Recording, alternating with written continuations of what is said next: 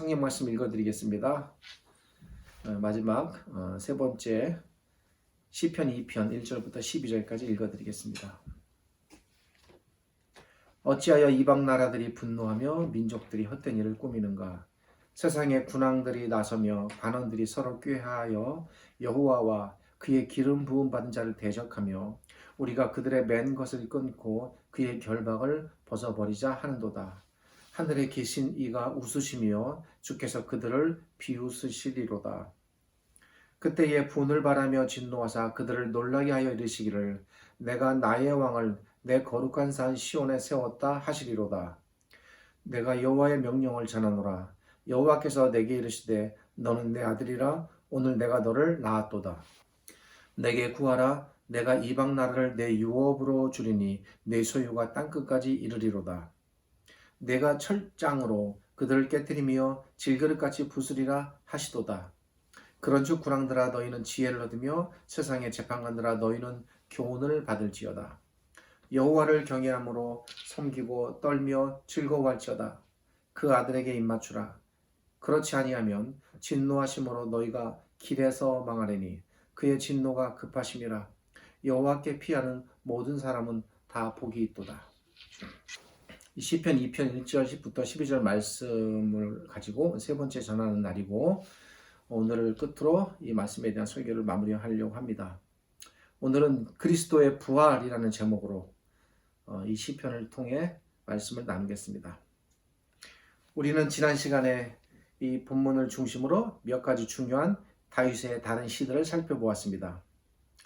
그리고 그 다윗의 시들을 공간복음서들에 기록된 그리스도에 대한 몇 가지 기록들과 비교해 봄으로써 구약에 기록된 다윗의 시들이 어떻게 장차 오실 그리스도에 대한 예언의 말씀들이 될 수 있는가에 대해 살펴보았습니다. 지난 주일에 살펴본 시편들은 시편 2편과 더불어 시편 3편, 시편 22편, 시편 34편, 그리고 시편 69편의 시들이었습니다. 이 시들 속에 장차 오실 우리의 구원자시요 그리스도이신 예수님께 대한 예언들이 어떻게 들어있는지를 살펴보았습니다. 지난 고난 주간 동안 저 역시 하루에 이 한 편의 시들씩 다시 읽어보면서 이 시들 속에 어떻게 우리 주님에 대한 고난의 말씀들이 들어있는가를 생각해보는 시간을 가졌습니다. 다윗은 예수님께서 장차 자신과 같은 왕의 신분, 즉 기름 부음 받은 왕으로 오실 것을 예언했습니다. 또 다윗은 장차 오실 예수님께서 자신과 같이 수많은 무리들에 의해 배척당하고 배반당하며 그리고 고난 가운데 마침내 죽으실 것을 예언하였습니다. 여기서 마지막 방점은 그분이 죽으실 것까지도 다윗이 바라보고 예언했다는 사실입니다.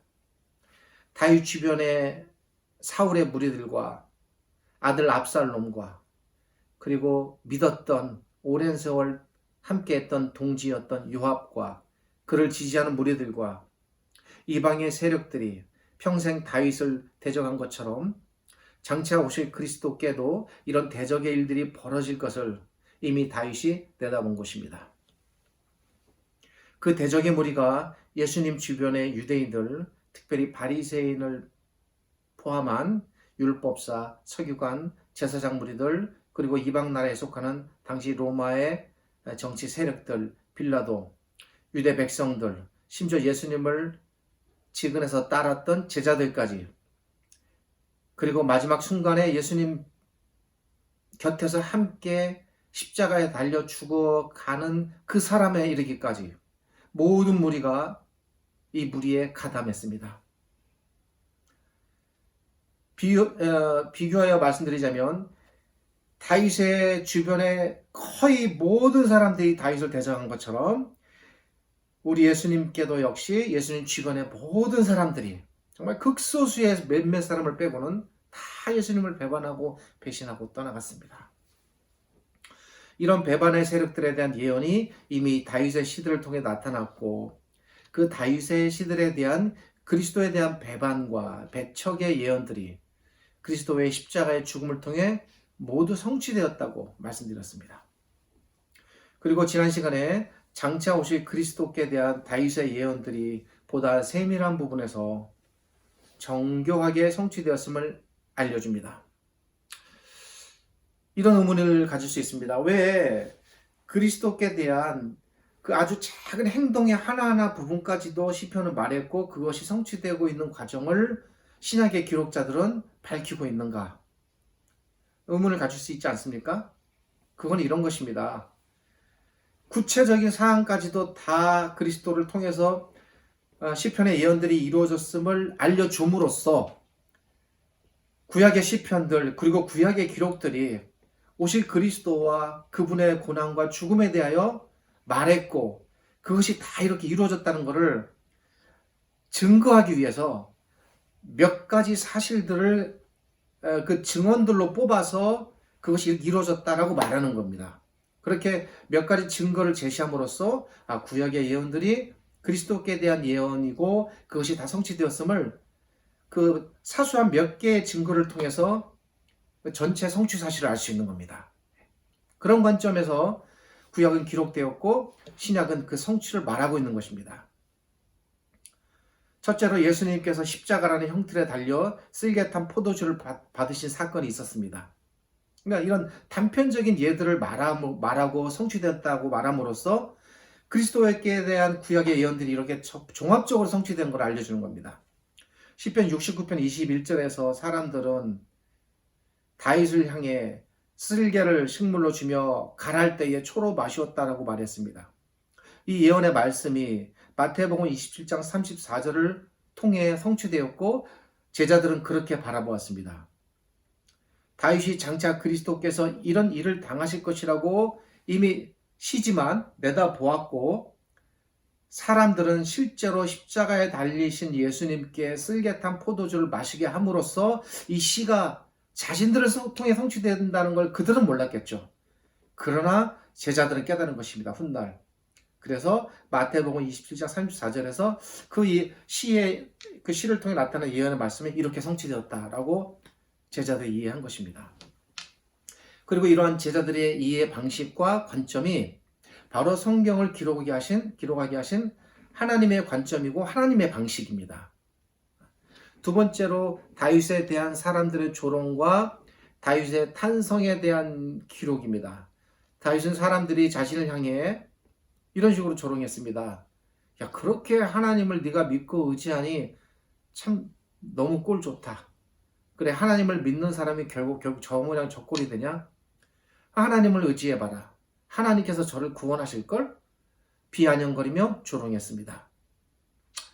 또 다윗은 하나님을 향하여 그런 조롱들을 받다 보니까 그 역시 아주 극심한 침체에 빠지는 겁니다. 더 이상 내려갈 곳 없을 정도로 내려갔습니다.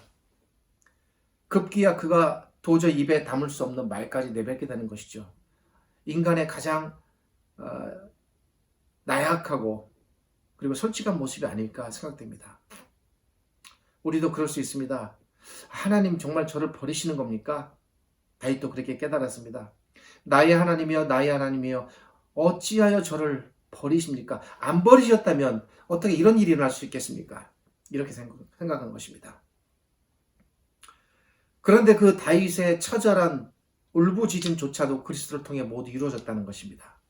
예수님께서 십자가에 달려 죽으실 때 그 옛날 다윗에게 가했던 사람들의 조롱이 예수님께 그대로 가해졌습니다. 사람들이 그 옛날 다윗을 조롱하듯 예수님께 대하여, 그러니까 단어나 표현만 조금 다르지 안에 담긴 내용은 변한 게 없습니다. 똑같습니다. 다윗에게 하나님께서 저를 구원하실 걸 이라고 조롱했듯이 예수님께도 유대인의 왕이니 하나님께서 저를 구원하실 걸 이라고 조롱했습니다. 어떻습니까? 똑같이 나타나는 것입니다. 그러니까 다윗이 받은 그 조롱은 장차 그리스도께서 받으실 조롱을 미리 알려주는 것이고 그리스도께서 이렇게 조롱받으실 것이다 라는 것을 예언한 것이며 성취된 것입니다. 그리고 우리 주님께서도 결국은 이렇게 말씀하셨습니다. 나의 하나님이여 나의 하나님이여 어찌하여 저를 버리십니까? 그렇게 외치시고 마침내 죽으셨습니다. 예수님의 이 십자가상에서의 마지막 외침 역시 결코 우연한 외침이 아닙니다. 그저 예수님께서 탄식하듯 한마디 내뱉고 죽어가시는 그런 탄성이 아닙니다. 이러한 외침까지도 이미 다윗을 통해 예언되었고 그 예언의 말씀이 자신을 통하여 이제 성취된다고 하심을 보여주시는 것입니다. 세 번째 시편의 예언과 성취의 말씀은 시편 34편 20절과 그리고 이에 일치되는 요한복음 19장 36절을 통해 나타납니다. 시편 34편에서 다윗은 사람들이 비록 자신에게 해를 입힐지라도 결코 자신의 뼈를 꺾지 못할 것이라고 고백하게 됩니다. 여기서부터 이제 반전이 이루어지는 부분입니다. 지금까지는 고난과 그리고 마침내 죽음에 이르는 과정이라면 여기서부터는 이제 부활을 내다보는 새로운 소망을 조금씩 암시하는 그런 예언의 말씀들이 나오는 것입니다. 이 고백 또한 그리스도를 통해 온전히 성취되었습니다. 사람들이 다윗의 뼈를 꺾지 못했던 것처럼 사람들은 예수님의 뼈를 부러뜨리지 못했습니다. 당시 군사들은 예수님의 죽음을 앞당기기 위하여 혹 죽지 않으셨다면 십자가에서 끌어내린 후 뼈를 꺾어 죽음을 조속히 마무리하려고 했습니다. 그러나 예수님께서는 이미 죽음에 이르셨기에 굳이 뼈를 꺾으실 필요가 없었습니다. 어쩌면 로마 병사들의 우연한 행동 같지만 하나님께서는 성경 전체를 통하여 오래전에 말씀하신 시편의 시의 예언을 이루신 것입니다. 요한은 예수님께 발생한 이 일은 하나님께서 다윗을 통해 하신 말씀을 이루시기 위함이다라고 명확하게 해석했습니다. 이에 대한 구약과 신약의 기록은 말씀드린 시편 34편 20절과 요한복음 19장 36절입니다. 시편의 말씀이 요한의 기록을 통하여 성취된 것입니다. 마지막 네 번째 그리스도에 대한 예언과 성취의 말씀은 시편 22편 18절과 마태복음 27장 35절을 통해 나타납니다. 다윗은 사람들이 자신의 옷을 제비 뽑아 나누어 가졌다고 말합니다.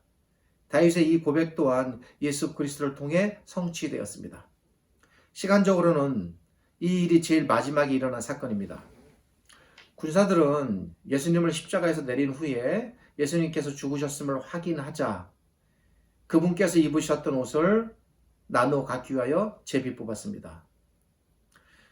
우리의 관점에서 죽은 시신의 옷을 벗겨 살아있는 사람들이 나누어 가진다는 것은 꺼림칙하고 참 잊기 힘든 일이지만 물자가 귀하고 의복이 귀했던 당시로서는 있을 법한 일입니다. 그 옛날 다윗이 고백했던 것처럼 사람들은 다윗의 옷을 제비 뽑아 나누어 가지듯 예수님의 옷을 제비 뽑아 나누어 가졌습니다. 자기들이 한 행동이 어떤 의미를 가지는지 그들은 전혀 몰랐을 것입니다. 물론 다윗의 이 고백은 시적인 표현이고 예수님께 일어난 이 일은 실제로 일어난 일입니다. 이에 대한 기록이 시편 22편 18절과 마태복음 27장 35절을 통해 나타납니다. 왜 제자들은 이렇게 작은 부분까지도 놓치지 않고 다 기록하고 그리고 시편의 말씀이 이렇게 예수님을 통해 이루어졌다라고 명확하게 딱 집어 말할까? 이유는 간단합니다. 구약이 그리스도에 대하여 끊임없이 예언하였는데 그 예언의 말씀을 따라 이 땅에 그리스도께서 오셨다는 사실을 증거하기 위하여 마지막 죽음의 순간까지도 그리스도를 통해서 이루어진 성취된 그 작은 부분의 기록까지 놓치지 않고 시편의 말씀을 다 인용해서 성취되었음을 제자들이 알리는 것입니다. 그러니까 이런 몇 가지의 기록들은 사소하고 작은 기록들이지만 큰 틀의 관점에서 봤을 때 구약이 그리스도를 예언하였고 예언이 이루어졌다. 이걸 말하고 있는 겁니다. 지금. 장차 오실 분의 의복에 대한 강탈이 시편 22편 18절에 나타났고 이에 대한 성취와 마태복음 27장 35절을 통해 이루어졌습니다. 어쩌면 제가 저 나름대로 살핀다고 살폈지만 놓친 부분이 있을 수도 있고 또 제가 미처 발견하지 못한 부분도 있을 수 있습니다만 제가 발견하고 이제 살펴본 범위 내에서 이 네 가지를 말씀을 드립니다. 이제 우리에게 남은 마지막 과제가 있습니다. 그것은 이 시편 2편의 마지막 뒷부분입니다. 그것은 예수 그리스도의 부활과 그분의 영광에 대한 부분입니다. 과연 이 시편 2편은 그리스도의 순환과 죽으심에 대하여만 말하는 것으로 끝나지 않고 그 이후에 일어날 일, 정확히 말씀드리면 그리스도의 부활과 영광인데 그 부분에 대해서도 말하고 있는가? 말하고 있다면 그 내용은 무엇이고 의미는 무엇인가? 이걸 좀 마지막으로 살펴보고 이제 작업을 마무리하려고 합니다. 만약에 이러한 관점과 해석이 가능하다면 이 시편 2편의 이 기록은 우리에게 매우 중요하고 참으로 소중하고 위대한 시가 될 것입니다. 왜? 그리스도의 순환과 죽으심과 부활과 영광에 대해 총체적으로 말하고 있기 때문에 거대한 그리스도의 이 땅에서 오시고 앞으로 일어날 모든 일들에 대해서 큰 그림으로 제시하는 그런 의미에서 매우 깊은 의미가 담겨있는 참 발견하기 어려운 시라고 저는 생각합니다. 이번 부활주일과도 잘 맞는 일이라 생각하여 이런 일들을 진행하게 되었습니다. 시편 2편의 첫 번째 연과 두 번째 연에 해당하는 1절부터 6절까지는 장차 그리스도께서 받으실 고난과 그분의 죽으심에 대하여 말하는 내용에 해당합니다. 현재까지, 그러니까 지난 주일까지 제가 설계한 부분이 이 부분에 대한 것들이었습니다. 이제 마지막으로 그리스도께서 받으실 영광에 대한 기록이 과연 나타나는가? 그것은 무엇인가? 그것은 세 번째 연과 네 번째 연에 해당하는 7절과 12절 안에 조금 큰 그림으로 담겨 있습니다. 큰 그림으로 담겨 있다는 말씀은 구체적이고 세밀한 기록이라기보다는 큰 틀로 제시하고 있다는 겁니다. 그러니까 그 큰 틀의 관점을 이해하는 게 중요합니다. 여기서는 세 번째와 네 번째 연에서 중요하게 나타나는 표현은 그럼에도 불구하고 표현이 있습니다. 그 표현을 중심으로 살펴봐야 하는데 그것은 내 아들이라는 표현입니다.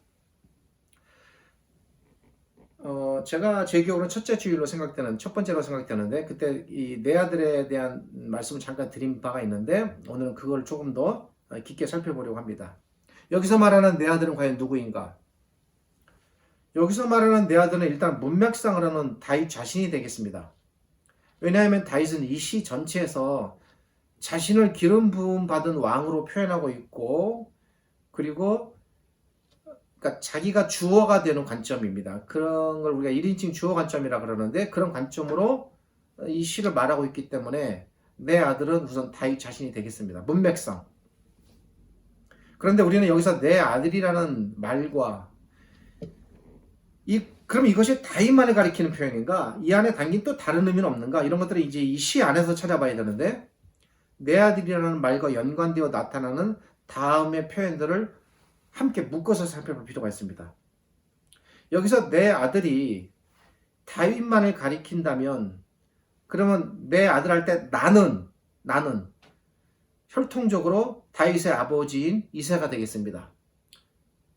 그러면 여기서 나는 그러면 이새인가? 그렇지 않다는 것입니다. 그 뒤에 표현들을 보면 다윗을 아들로 삼으신 그분, 즉 나에 해당하는 그분께서 자신의 아들에게 세상 전체를 다스리는 권세를 주십니다. 그러니까 이새에게는 그런 권세가 없습니다. 여기서 나가 이새가 될 수는 없습니다. 이새가 아닌 다른 그 어떤 존재가 다윗의 아버지가 되어 다윗에게 세상 전체를 주셨으며 그리고 나아가서 이방 나라를 주시고 뿐만 아니라 천하 전체를 주셨습니다. 그 아버지가 아들로 하여금 세상을 또 질그릇같이 부수게 하셨다고 시적으로 말합니다. 여기서부터 이제 꼬이기 시작하는 겁니다. 이런 표현들은 신학적인 용어로 말씀드리면 묵시적 표현이라고 합니다. 잘 쓰지 않는 말인데 이 묵시적 표현이라는 것은 어떤 일이 반드시 성취될 일이기는 하지만 그 일이 당장 이루어질 일이 아닙니다. 언젠가 장차 하나님께서 세상의 마지막 때를 염두에 두시고 그 마지막 때의 일에 대하여 말씀하실 때 우리는 그것을 묵시적 표현이라고 말합니다. 이 묵시적 표현을 다른 말로 종말론적 표현이라고 말하기도 합니다. 그러니까 묵시적 표현이라는 말과 종말론적이라는 표현은 같은 의미입니다. 성경에서 이렇게 묵시적인 의미를 담고 또 종말론적인 의미로 표현하는 용어들 중에 많이 있지만 대표적인 것이 말일이라는 용어입니다. 말일. 오늘은 설교의 초점이 말일에 있지 않으니까 그거에 대한 설명은 하지 않도록 하겠습니다. 이 말이 무슨 말씀인가 하면 시편 2편 7절 이하에 기록된 이 내용들은 묵시적 내용이라는 거예요. 네. 그런 의미에서 시간적으로는 굉장한 차이가 있습니다. 1절부터 6절까지는 그리스도께서 오셔서 이 땅에서 당하실 그리고 이루실 일들에 대해 말하는 거라면 비록 6절과 7절은 한 절 차이지만 7절부터는 아주 그와는 시간적으로 너무나도 멀리 떨어져 있는 마지막 날에 해당될 묵시적인 일을 말하고 있는 거니까 어떻게 보면 너무 크나큰 두 시대에 일어날 일이 한 시 안에 들어가 있는 겁니다. 이걸 이해하시겠습니까? 그러기에 이것이 비록 하나님께서 다윗에게 말씀하신 것이긴 하지만 이게 도저히 다윗이 성취할 수 있는 내용이 아닙니다. 이것이. 다윗이 어떻게 천하를 다 다스리고 천하를 주물럭거리고 천하를 심판하고 모든 열왕들이 전부 다윗에게 복종하고 그런 일들이 일어나겠습니까? 그리고 묵시적인 내용이기에 몇백 년 후, 1000년, 2000년 후에 일어날 일도 아닙니다. 그보다 훨씬 더 오래가 될 수도 있어요. 그러니까 다윗과는 사실 엄밀히 말해서 물리적으로는 불가능한 일입니다. 이 일들은 다윗이 지금 바라보는 그 왕, 우리는 그분을 그리스도라고 알고 있습니다. 그 그리스도께서 아주 먼 미래에 오셔서 성취하실 일에 대한 말씀이라는 것이에요.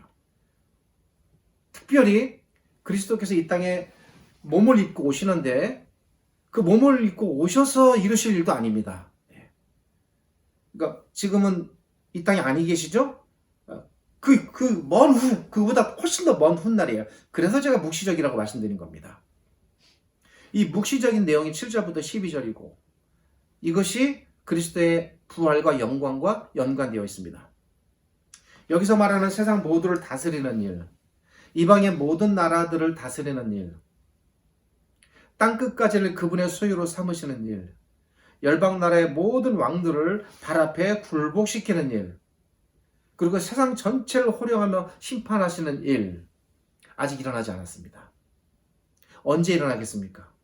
장차 그리스도께서 이 땅에 다시 오실 때, 다시라는 표현을 쓰겠습니다. 다시 오실 때, 아까 제가 좀 전에 말씀드린 묵시적인 용어인 말일이에요. 말일이 여기에 해당됩니다. 그 말일에 이루실 일들입니다. 그래서 묵시적 표현이라는 것입니다. 여기서 한 가지 더 살펴볼 중요한 부분이 있습니다. 그것은 예수님께서 비록 이 땅에 오시지만 이 일들은 예수님께서 이 땅에 오심으로써 모두 성취되는 일이 아니라는 것입니다. 이 7절부터 12절의 내용은 장차 예수님께서 이 땅에 오셔서 죽으시고 부활하신 후에 하늘로 올리우시고 그리고 장기간의 시간이 흐를 것입니다. 그리고 나서 아직은 임하지 않았어요. 그분께서 다시 오시는 그 마지막 때라고 해도 할 수도 있고 날이라고 할 수도 있고 순간이라도 할 수 있습니다. 어떤 그 마지막 기간에 이루어질 일입니다. 그러기에 예수님께서 오셔서 부활하시고 하늘에 계신 현재까지는 아직까지도 이 시편 2편 7절 이하의 말씀은 이루어진 것이 아닙니다. 아시겠습니까? 그래서 이 시편 2편이 대단히 광대하시라는 것입니다. 이 시편 2편 7절 이하가 성취하고자 하는 그 궁극의 때는 예수님께서 다시 오실 때가 되겠습니다. 그러므로 시편 2편의 7절부터 12절까지 해당하는 이 예언의 말씀들은 장차 예수님께서 이 땅에 오셔서 다시 오실 때까지 그분께서 이루실 모든 일들을 매우 큰 시적인 그림으로 표현하고 있다고 볼 수 있습니다. 이게 너무 엄청난 일이니까 이걸 세세하게 기록할 수가 없습니다. 큰 틀로, 큰 그림으로 제시하는 것입니다. 그러기에 여기에 기록된 내 아들이라는 말은 말씀드렸듯 문맥상으로는 이 시 안에서 1차적인 문맥상으로는 다윗을 가리키지만 그걸 전혀 배제할 수는 없어요. 왜냐하면 실제로 하나님께서 다윗을 내 아들로 여기셨어요. 그리고 다윗에게 이런 권세를 주셔서 적어도 다윗의 생전 기간 동안 열국이 다윗의 아래 복종하고 무릎 꿇는 일들이 다 가능하게 하셨습니다. 그러니까 여기서 문맥상 다윗의 의미를 갖는 것이 전혀 배제되진 않습니다. 그럼에도 불구하고 그게 전부는 아니라는 거죠. 그 뒤에 나오는 표현들 때문에. 그래서 내 아들은 궁극적으로 1차적으로는 다윗을 가리키지만 궁극적으로는 그리스도를 나타낸다는 거예요. 그런 의미에서 이 내 아들은 이중적 의미를 담고 있습니다. 이런 부분들이 성경에 간혹 나타나요. 이중적 의미. 그렇다면 과연 예수님을 통해 이러한 일들이 이루어지겠습니까? 과연 예수님을 통해 이 일들이 모두 성취될 것으로 우리가 볼 수 있겠습니까? 성경을 살펴보겠습니다. 예수님께서 세례를 받으실 때 하늘에서 음성이 들렸습니다. 우리 하나님께서 친히 음성으로 이는 내 사랑하는 아들이라 라고 말씀하셨습니다.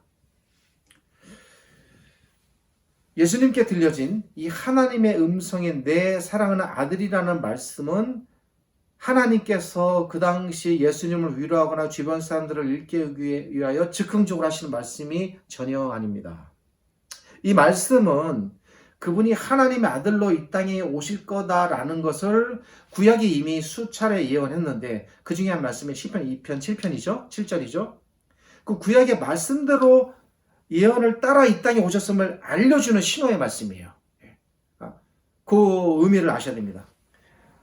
아들이 소중하니까 이는 내 아들이야 너희들 알아. 물론 그런 의미도 담겨 있습니다만 그것이 목적이 아니라 구약에서 내 아들을 보내겠다고 내가 얘기했는데 그 약속된 아들이 지금 너에게 온 것이다를 지금 알려주고 계신 거예요. 그런 차원에서 말씀하시는 겁니다. 그러기에 너는 내 아들이라는 이 말씀이 다윗에게 주어진 복된 말씀이긴 하지만 너는 내 아들이라는 이 말씀은 궁극적으로 이 땅에 오실 하나님의 아들이신 그리스도를 이 시편 2편이 가리키고 있다는 겁니다. 그래서 하나님께서 그렇게 친히 내 아들이라고 말씀하심으로써 시편의 예언을 이루셨다고 알려주시는 거예요.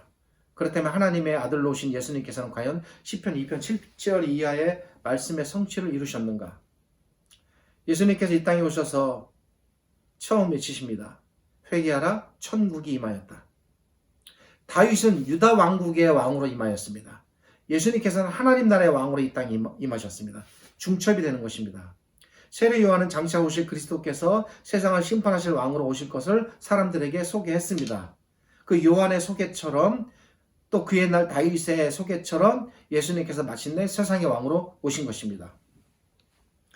그분께서 하나님 나라의 왕으로 오셨다는 것은 그분께서 세상 전체를 심판하실 권세를 장차 물려받을 것임을 암시하는 사건이에요. 이 시편 2편 7절 이하의 그 내용들이 나오죠. 세상 모두를 살리고 죽이고 멸하고 건지고 구원하는 모든 권세가 그분께 이미 주어졌고 앞으로 주어질 것을 알려주는 말씀입니다. 이러한 의도를 품으시고 예수님께서 40일간의 고투 속에서 창세기 3장 15절의 말씀대로 사탄을 이기신 왕께서 말씀하시는 것입니다. 회개하라 천국이 가까웠느니라. 예수님께서 이 땅에 천국의 왕으로 오셨음을 알리는 말씀입니다. 이렇게 선포하신 예수님께서 이 땅에 천국을 건설해 나가기 시작하십니다. 다윗이 그 옛날 유다 왕국을 건설해 나갔듯 예수님께서 천국을 건설해 나가시는 것입니다. 사탄을 제압하시고 악의 무리를 꺾으시고 귀신들을 쫓아내시고 사람들을 죄로부터 건지십니다. 병자들을 고치십니다. 세상에 하나님 나라를 알리시고 가르치시고 선포하고 사람들을 그 나라의 백성으로 불러들이십니다. 부지런히 하나님 나라를 이 땅에 건설하시는 것입니다. 천국을 세우셨습니다. 그러나 그럼에도 불구하고 예수님께서 마침내 십자가에 달려 죽으시는 길을 스스로 선택해 나가셨습니다. 제자들의 눈에 이 왕의 통치, 이 왕의 나라가 당장에는 망한 것처럼 보였습니다. 반대했던 무리들의 눈에는 자신들이 승리했던 것처럼 보였습니다. 그 옛날 다윗에게 시므온이라는 사람이 돌을 던지고 조롱했던 많은 사람들은 예수님께 돌을 던지고 조롱했고 예수님은 실패한 청년으로 보였습니다. 그러나 이 왕께서는 마침내 죽음을 이기셨습니다. 죽으셨으나 부활하셨습니다. 부활하신 우리 주님께서는 마침내 세상 전체를 굴복시키셨습니다. 모든 사람들이 보는 가운데 하늘로 올라가셨습니다. 지금도 그 하늘에서 세상 전체를 움직여 나가고 계십니다. 지금은 그리스도의 통치 시대입니다. 그곳에서 자신의 나라를 더욱 공고히 하시며 우리 눈에는 보이지 않지만 세상 전체를 다스리고 통치해 나가고 계시는 것입니다. 시편 2편에 기록된 것처럼 2편 7절 이하의 기록처럼 이제 마지막 날의 성취만을 남겨두고 있습니다. 그 마지막 날을 준비하시며 어느 시편의 기록처럼 죽음의 칼을 갈고 계십니다. 우리 왕께서는 세상을 멸하실 심판의 왕으로 세상에 다시 오실 것입니다. 그때는 그 옛날 베들레헴의 그 초라한 구유의 자리가 아닌 세상 모두가 감히 우러러볼 수도 없는 높고 높으신 영광의 자리로 오실 것입니다. 그 영광이 너무나도 높고 찬란하여 사람들은 감히 눈을 들어 그분을 바라볼 수조차 없게 됩니다. 요한계시록의 기록이 이러한 사실들을 우리에게 잘 알려줍니다. 너무나도 빛나고 위대한 분입니다. 그때에 우리 주님, 우리 왕께서는 세상 전체를 완전히 평정하시고 세상 전체를 완전히 멸하시고 세상 전체를 자신의 발 아래 무릎 꿇게 하실 것입니다. 근데 이 부분에 대한 내용이 시편 2편 7절 이하에 대한 내용입니다. 시인은 지금 시편 2편 7절 이하를 통해서 그 순간을 내다보고 있는 것입니다. 우리 주님께서 세상 전체를 멸하실 그때가 되면 세상 전체가 이 왕 앞에 무릎 꿇을 것이다. 그 순간이 올 것이다. 라고 지금 내다보고 있는 거예요. 근데 만약에 그때 무릎 꿇지 않으면 어떻게 되겠습니까? 지금 칼을 열고 계시는 거예요. 제가 그냥 괜히 무섭게 표현하려고 일부러 협박 드리는 것이 아니라 실제로 시편의 기록이 그렇게 알고 말하고 있습니다. 죽일 기계를 갈고 있다고까지 그렇게 얘기합니다. 그러니까 거기서 살아남으려면 어떻게 해야 됩니까? 무릎 꿇고 나가야 되는 겁니다. 그래서 마지막으로 하는 말씀이 뭡니까? 너희는 그 아들에게 입맞추라. 그렇지 아니하면 너희가 길에서 망하리니 그 진노가 급하심이라. 12절 마지막 말씀입니다. 특별히 길에서 망하리라 진노가 급하다라는 말은 더욱더 묵시적인 표현으로서 장차 그리스도께서 다시 오셔서 세상을 멸할 때에 그 아들에게 나아오지 않는 입맞추지 않는 모든 사람은 하나님께서 친히 진노로 심판할 것임을 알려주시는 마지막 심판에 관한 말씀이고 경고입니다. 이로써 이 시편 2편에 대한 모든 설교를 마무리하겠습니다. 우리는 지금까지 시편 2편을 통해 그리스도의 순환과 죽으심, 그리고 그분의 부활과 영광과 마지막 날에 있어 심판에 대하여 살펴보았습니다. 돌이켜보면 이 시편 2편은 12구절이라는 매우 짧은 구절이지만 이 12구절 안에 너무나도 깊고 고귀하고 놀랍고 위대한 그리스도에 대한 일들이 담겨 있습니다. 장차 당하실 그분의 순환과 죽으심, 그분의 부활과 다시 오셔서 이루실 영광과 심판, 이 모든 것들이 포괄적인 그림으로 담겨 있는 것입니다. 이번 우리가 맞는 그리스도의 이 순환 주간과 맞았죠, 이미 한 주간을. 그리고 오늘 맞게 되는 이 그리스도의 이 부활의 날을 맞아 이 시편 2편의 말씀이 여러분들의 그 잠자는 신앙을 깨우는 말씀이 되기를 바랍니다. 우리 주님 예수 그리스도께서 잠에서 깨어 부활의 영광에 이르신 것처럼 우리 또한 우리의 잠에서 깨어 그리스도를 밝히 깨닫고 그분께 나아가는 계기가 되는 시가 되기를 바랍니다. 10번, 100번, 1000번을 읽어도 부족한 시입니다.